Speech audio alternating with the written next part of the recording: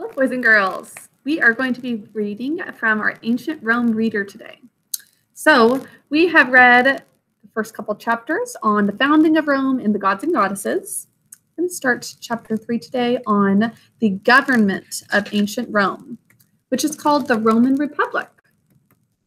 In second grade, you would have learned that in ancient Greece, they had a democracy, which was new and very different at the time because more people had a voice in how things were run. The Romans have a similar way of running their government called the Republic.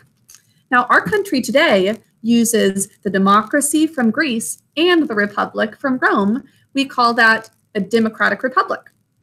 So we're going to look at that Roman Republic today. This is only part 1 of chapter 3. You'll watch part 2 next week. So I will present my screen, and on Bright Thinker, you have access to the entire book in your history folder. This is not on your to-do list because it is not something that you actively have to do each day, but Ancient Rome Reader is right here for you to follow along. I'm going to preview it so that you can see this link right here. And when I click on it, it takes me to the book. So the table of contents here, chapter 3 is what we're reading today. On page 14, the Roman Republic. Let's scroll down, and here it is, the Roman Republic. Now, Lucius dressed in the dark. Almost everyone in his grandfather's villa or country house was asleep. Only the people who worked in the kitchen were awake. They got up early every day to prepare the morning meal. As you can see, there's the Roman countryside, and it says some of the wealthy Romans lived in beautiful country villas. That's only for the wealthy people. Now, Lucius was about to try driving a chariot. It was a children's chariot towed by a goat instead of a horse. Still, he was very excited. Now, a chariot is a carriage with 2 wheels that was pulled by horses or other animals. Have any of you seen chariots before? A picture of one? So it's 2 wheels side by side with a cart, kind of like the carts that we've heard about in Black Beauty that are just being pulled behind an animal. Lucius ran barefoot over the stone floors of the villa. He carried his sandals until he reached the path through the outer garden. He put on his sandals and followed the path to a long driveway. Simon, a Greek servant who worked for Lucius's family, waited by the chariot holding the long reins. Simon was Lucius's friend and teacher. Go slowly until you reach the road, Simon warned. Lucius gripped the reins. He almost fell off when the chariot lurched forward. The chariot quickly reached full speed. Simon ran behind, shouting. It was a wild ride. Lucius eventually got the goat under control. He was able to guide the chariot in a large circle back to the villa. There, he saw Simon looking embarrassed. He also saw his father looking angry. Looking up, here is his father. Your mother better not hear of this boy, said Lucius's father. Simon, take this goat back to the field. Lucius, go inside and find a warm cape. We go to Rome today. Yes, father, said Lucius, and he ran to find his cape. Today, he would ride in his father's chariot, too. What do you think his father's chariot is led by? Not a goat. I think it's a horse. Now, we are going to hear about the different names for people in society, depending on if they were poor or rich, called patricians and plebeians. Can you say those? Patrician and plebeian. So, Lucius was a patrician. That meant that his family had great wealth and power. His grandfather was a Roman senator. Who's heard that word before? Senator. We have senators of our country, of our state specifically. Each state has senators who make decisions. That's the republic part of our country. And it says on the side here that a senator is a member of the Senate, which is the patrician lawmaking group in ancient Rome. So we have people who are speaking on behalf of Arkansas. They're called are senators, named after this. His father was an army commander who had led a legion of 5,000 to 6,000 soldiers. The family villa was surrounded by a large farm. Hundreds of enslaved people worked on this farm, making olive oil and wine. So they're wealthy, they have people working for them, they have a villa. They're important because Lucius's grandfather is a senator. Lucius's family sold the oil and wine in nearby Rome. Only a very few Roman families were patricians.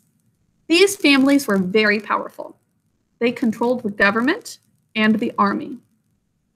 What about ordinary Roman citizens? Now, a citizen is just a person who lives in a country. As you can see here, a person who belongs to a country and has protections under that country's laws. We're going to find out that sometimes there are people who lost a war or battle and they're living in Rome, but they're not called citizens. The citizens are the ones who actually are protected and have a better life. Now, what about those ordinary citizens? They don't have money, but they are truly Roman. These people are called plebeians. Can you say that? Plebeians. Most plebeians were poor working men and women. Early in the Republic, the patricians had almost all of the power. The patricians are the wealthy people. So they had almost all of the power. They guarded their power and gave very little to the plebeians. That's sad, isn't it? That doesn't seem very fair. But that's the way it was at the time. And in general, today, even the people who have a little more money tend to be able to have some greater advantages. So it was true of this time too. The plebeians could make some laws in their assembly. Now, assembly is a group of people that makes laws. But the patrician senate controlled the government. The senate decided how government money was spent. It also decided who worked for the government and when Rome would make war and peace. Those are important decisions that they get to make. Now, probably many of them are very smart and well-educated because they are wealthy, so they have the opportunities to go to really great schools. Sadly, a lot of the patricians or plebeians didn't have those opportunities to go to good schools. So this is Roman society divided into different groups with different roles and powers. We're going to hear about that dictator later. Now, a dictator is sort of like the president of our country, the one person mainly in charge, but they didn't have a president or dictator all the time. It was only in times of war. And this dictator also had more power than like our president does. Because a dictator, they decide everything. So if somebody disagrees with them, then they can rule over it. Whereas our president, if there are people in government who disagree with him, it doesn't necessarily mean that he always gets what he wants. It depends on other parts of our government, like Senate. So dictator in times of war. There are the consuls we're going to hear about. Look, there's just 2 of these consuls, then a bunch of senators. Patricians are not necessarily in government making decisions, but they're wealthy. Now, the plebeians, there's a lot more of them. And they are poor people, but they're citizens, so they live in Rome. And they are protected. But then enslaved people are the lowest on the chain. There were some people who were enslaved really unfairly, and others who were basically prisoners from a war or battle that Rome fought, which also mainly was very unfair.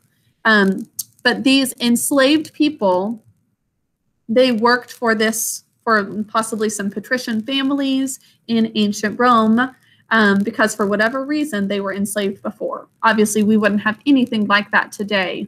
But these are the different groups. Now, each year, 2 patricians were elected to serve as consuls. So out of this whole group of all of the patricians, only 2 people became consuls. The consuls commanded the army and made sure laws were carried out. They also led meetings of the Senate. When Rome went to war, the consuls sometimes chose a dictator to lead the country. The dictator had complete control over Rome. Everyone had to do what he said. The dictator's job was to make sure that Rome was safe and the army got whatever it needed to win a war. Dictators had great power, but they were only allowed to run Rome for 6 months. So for up to 6 months, they had complete control. Now that could be very bad. They could be a terrible dictator and say awful things that everybody had to give them money and lead the country into war when it shouldn't be in war, all of those things. But most of the time, these dictators at the early stage of Rome, they were trying to do things to make sure that Rome would be able to, like it says here, that Rome was safe and then the army got whatever it needed to win whatever war they were in. Now, Lucius and his father arrived in Rome shortly after sunrise. The city was quite empty at that hour.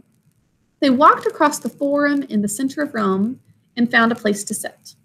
They watched as shops opened for the day and Romans crossed the forum on their way to work. Now, forum is an area of Rome where there's government buildings, temples, and other important monuments built. Let's take a look back at that chapter we read about earlier this week. Here is a picture of the forum. The temple was there, and that's why we were hearing about it in our chapter about the gods and goddesses. There's temples there, but there's also government buildings there. And a lot of people would walk around this forum. Okay, that is all for today's reading. You'll be finishing up hearing about a man who is very famous named Cincinnatus, who was a really wonderful hero of ancient Rome, who came a position of power. He did some wonderful things, but he really wanted to just be a simple farmer. So we're going to see that story as the ending of chapter 3 later on. Enjoy the rest of your day. Bye.